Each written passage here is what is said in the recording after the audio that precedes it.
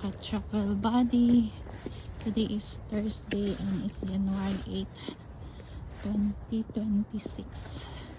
Nag-break lang tayo for lunch and punta tayo for our massage dito sa malapit sa amin. Ayan, tignan nyo ang paligid ngayon. Natutunaw na ang mga snow and the weather is nice. Hindi malamig. Nakikita lang yung mga snow pero parang hindi ko alam yung weather.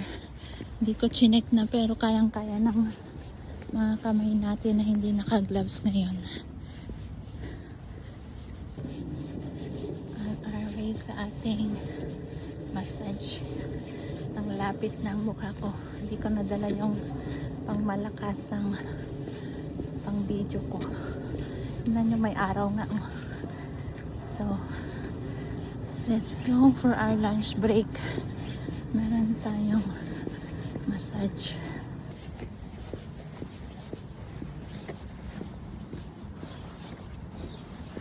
Patino na yung mga snow. Kaya parang maganda na ang weather. Sana mag-i-spring na at wala ng snow. Usually kasi ang winter dito sa Canada is January and February. Pero parang may sign na pag-rain na ang panahon. Hindi ko lang alam. Sana nga. Tingnan nyo yung nasa snow sa harap natin. Gabundok. Maipon. Nilagay ata no. Naglilinis dito ng mga snow dito lahat. Maglalakad lang naman tayo for our massage. Ayan, pakita ko sa inyo. Hindi ko kayo videohan sa buong pero may kita ko kung paano tayo makapunta doon. Let's go.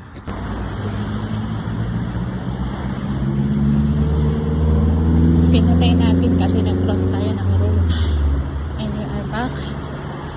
Ilang minutes lang naman yung lakad natin bago yung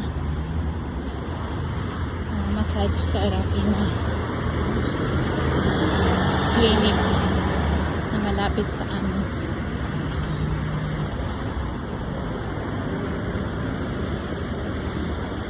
First time ko na pumunta doon and tignan natin kung magugustuhan natin. Maganda yung location kasi walking distance lang sa ating bahay and kung may break tayo sa lunch pwede nating puntahan. Sana magustuhan natin and may mga Pilipino naman na massage therapist doon.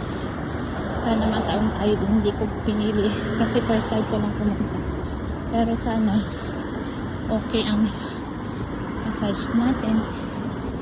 Dito pala sa amin is major intersection kaya maganda yung location namin. Meron tayong malapit na DQ dito. May gasoline station sa kabila may bank and dito yung DQ. It's an ice cream shop. So pwede lang natin malakad. Dito tayo may shortcut.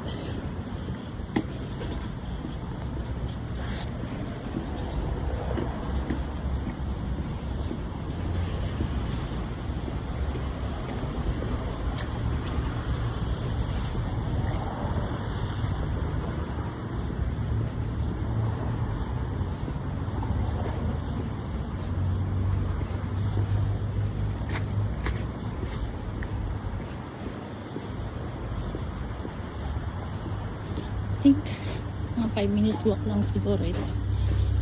Ayan, malapit na tayo.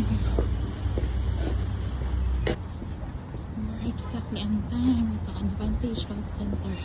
Work, tapos na ang ating massage and we are relaxed. Natuwa tayo doon kasi malapit sa ating place and at the same time meron na tayong pupuntahan at nag-book ako ng aking next appointment kasi natuwa ako doon sa ating pinuntahan na massage place ngayon. So, doon na tayo magpapamassage and for more massage for the next months.